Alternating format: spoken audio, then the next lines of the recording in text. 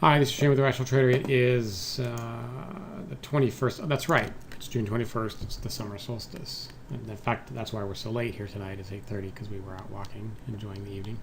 My result for the day was 36.25 points, or 775.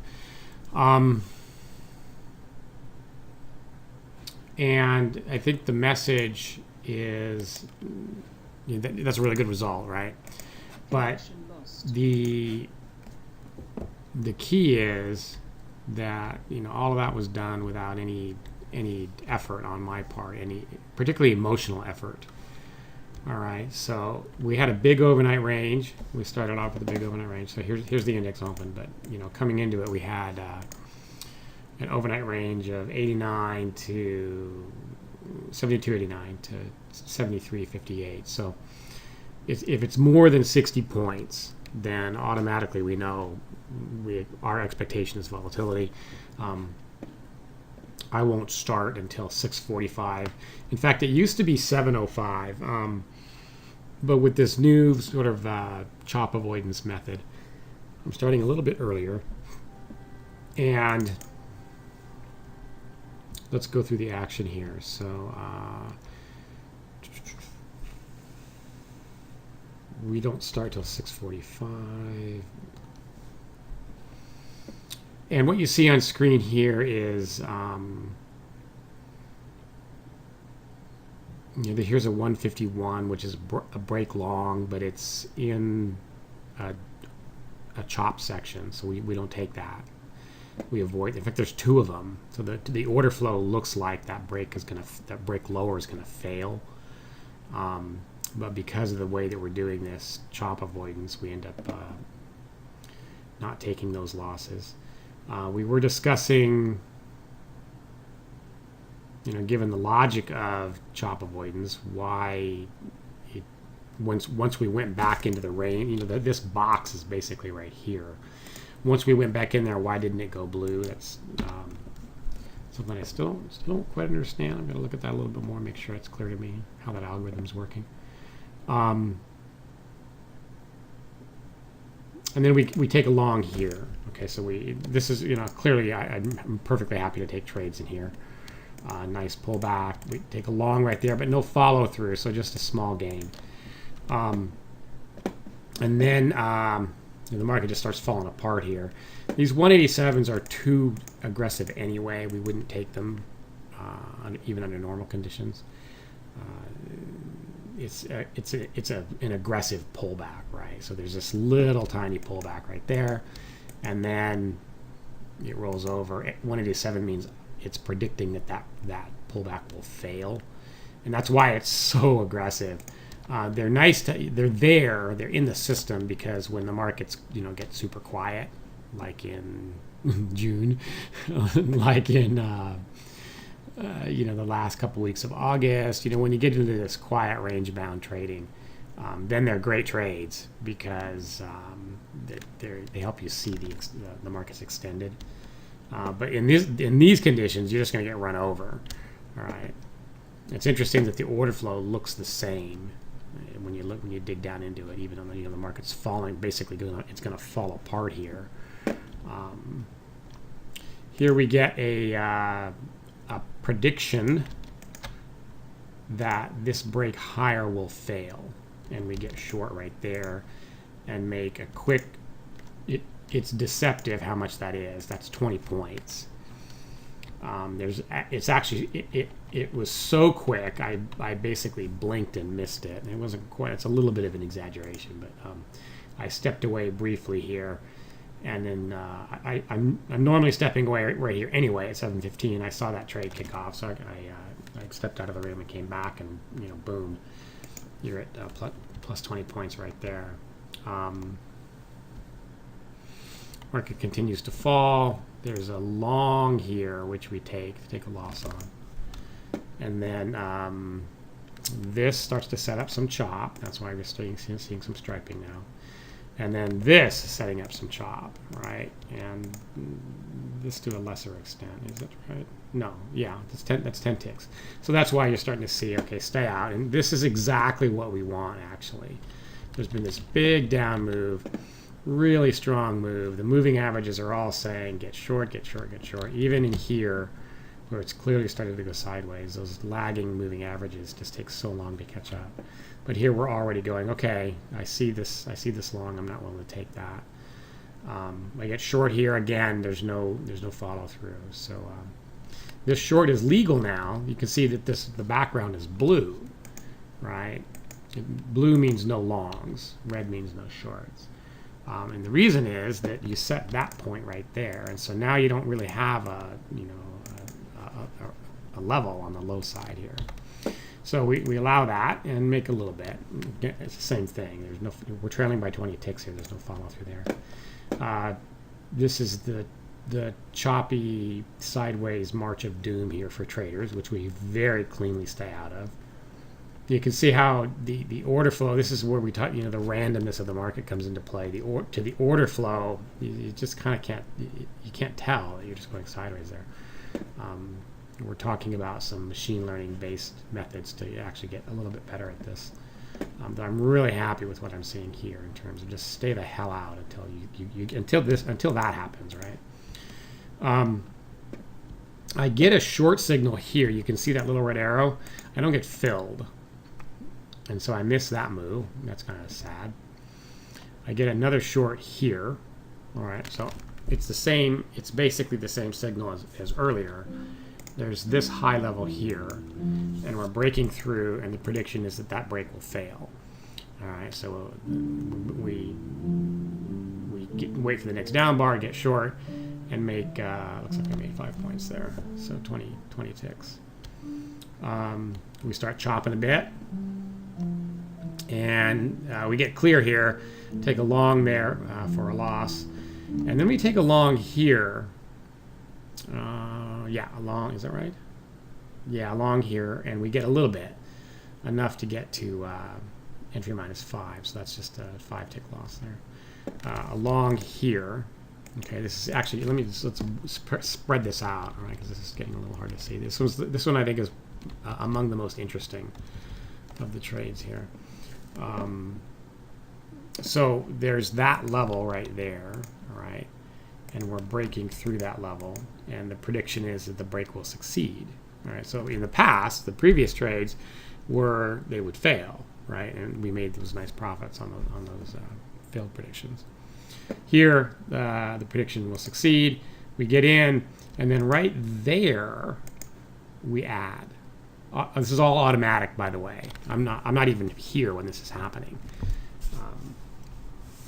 And so we get long here, and then we add here. And what's the criteria for this add?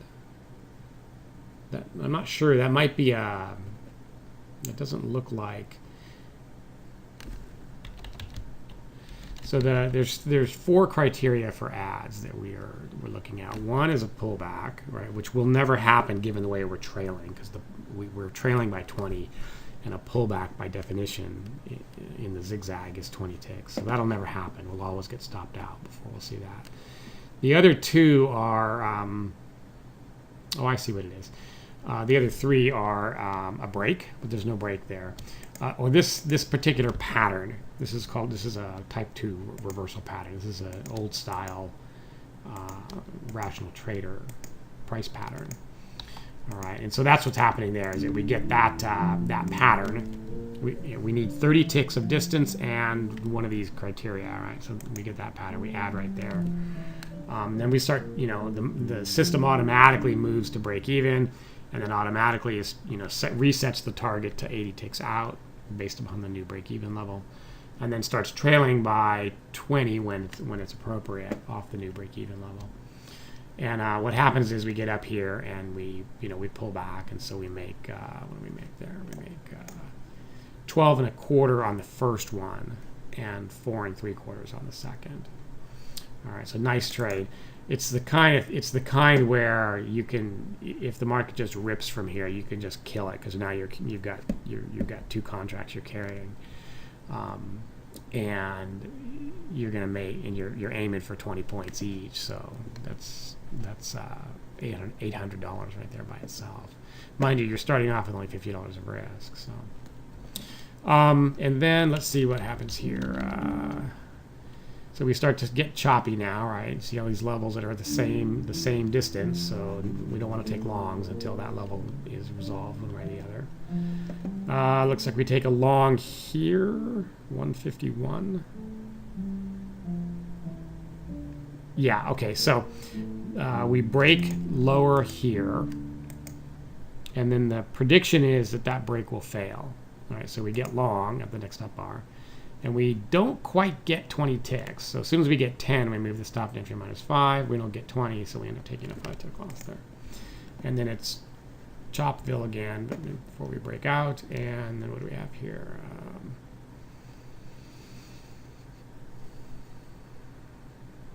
So we get short here for a 286. So we get short here for is that a full loss? No, so we lose 5 ticks there.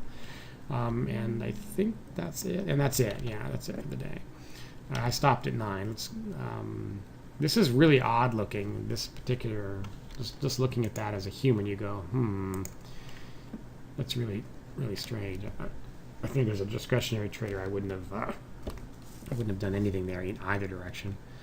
Let's see. And then here, I'm curious about what happens next, right? Because I stop here at 9, and so let's just take a quick look.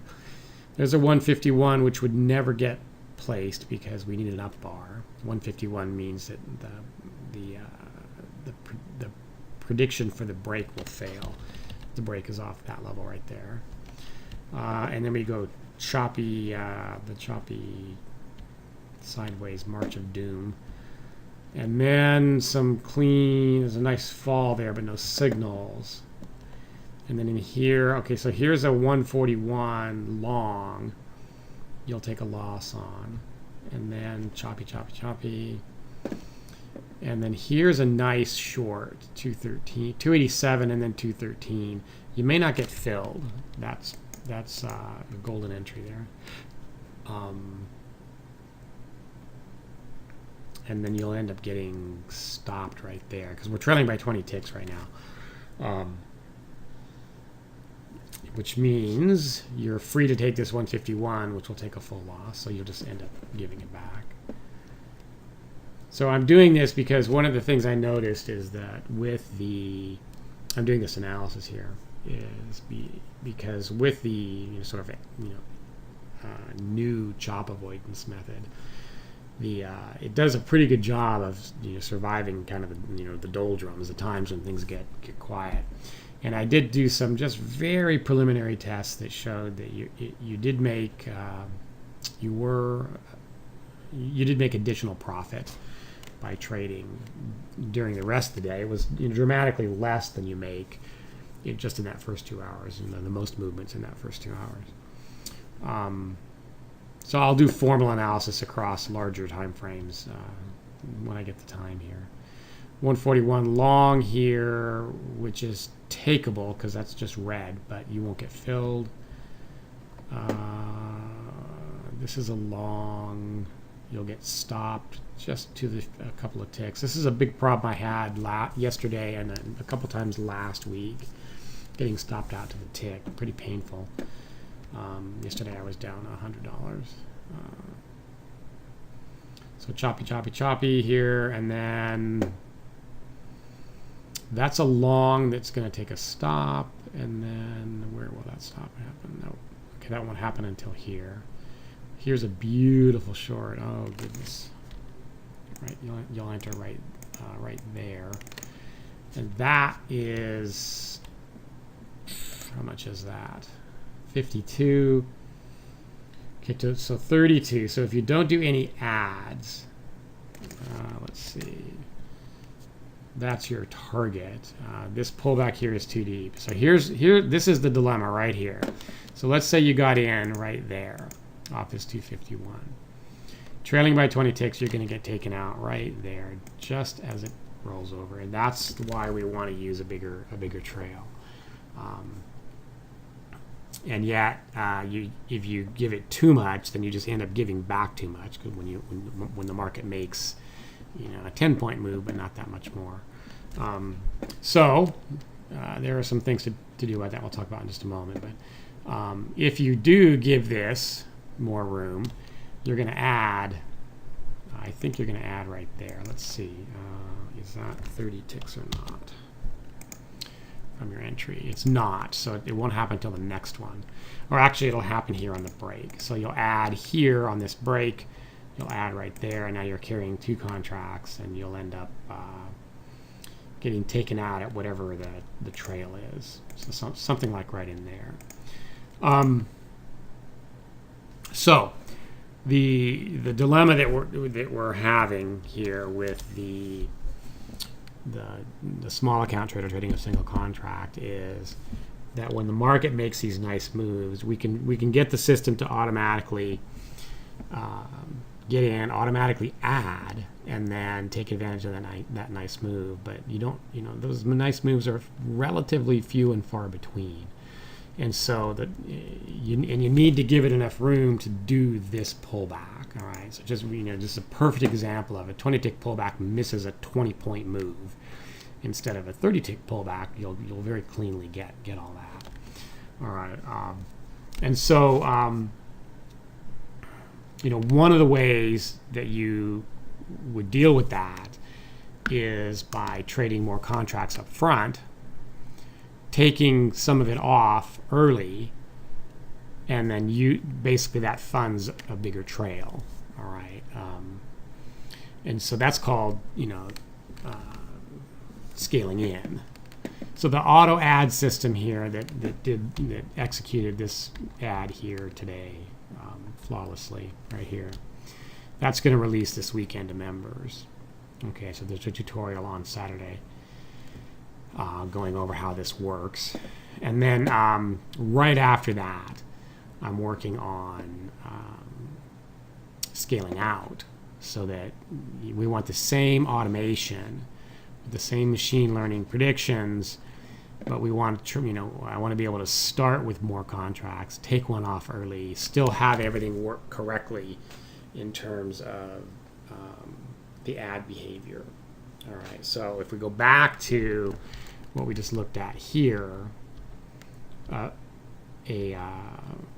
whoops, a little too far. What you'd end up doing is, I seem to have lost it. Let me find it again. All right, it's right here. So what we'd end up doing is you go ahead and give it a 30-tick trail. All right, but you take you start with 2 contracts and you take one off at 20.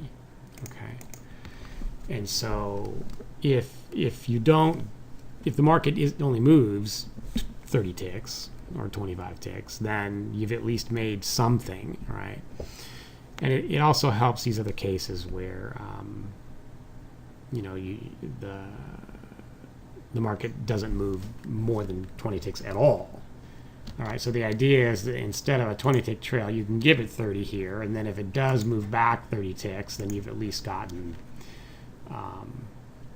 in this case, 20 ticks. In this case, it's $100.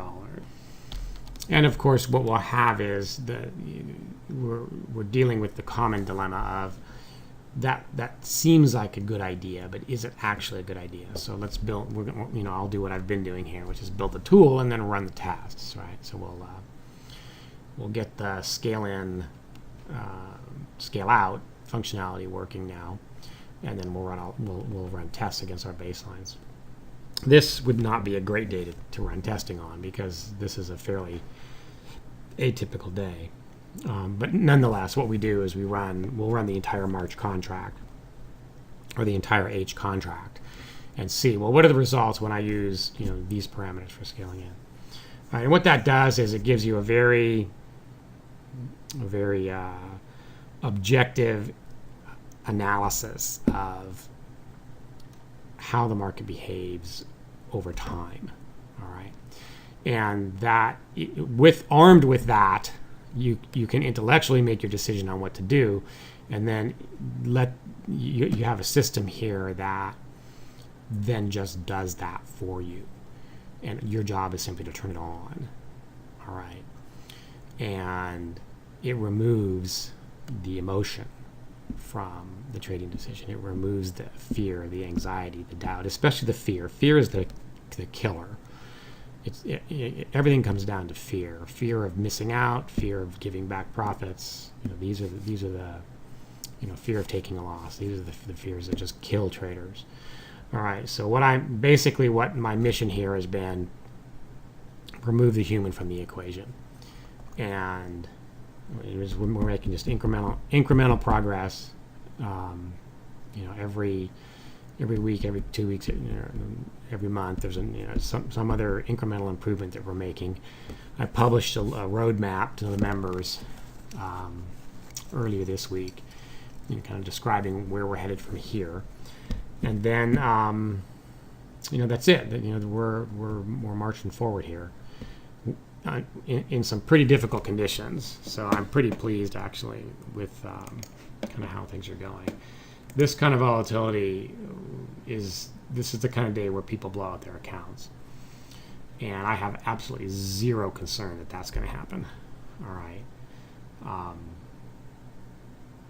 and I particularly with what I just did with the chop avoidance here, I feel like I can trade this kind of day and keep myself in the game. Stay out of what seemed to me as a human to be rather foolish trades, by staying out of that chop, and then that keeps me alive, so I have the opportunity to catch, this, not that one.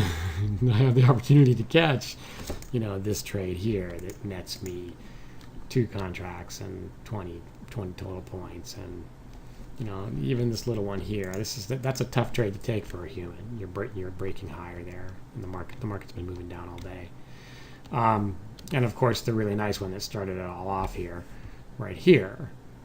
Again, breaking higher, get in, and it just falls. Right? There's no fear involved, no anxiety involved in that trade. The trade gets taken, and then you don't make any decisions at all. You don't make decisions about taking it, and you don't make decisions about when to get out. It's already decided. All right, and that's the real advantage here. And then we're incrementally working on, protecting ourselves from the randomness in the market, and we've got basically a 10-point roadmap now that we're executing against. All right, so let's see what tomorrow brings after today's bloodbath. What's that look like on the daily chart? On the daily chart, it's not that big a deal, right? On the weekly chart, it's probably not even a blip. It's not. All right. So on the 30-minute chart, that's ugly, right? Looks to me like 7,200 is in play here. So we'll see if we hit that tomorrow or not, or if the markets wake up and go buy, which is what's been going on for years and years now. All right. That's it for today.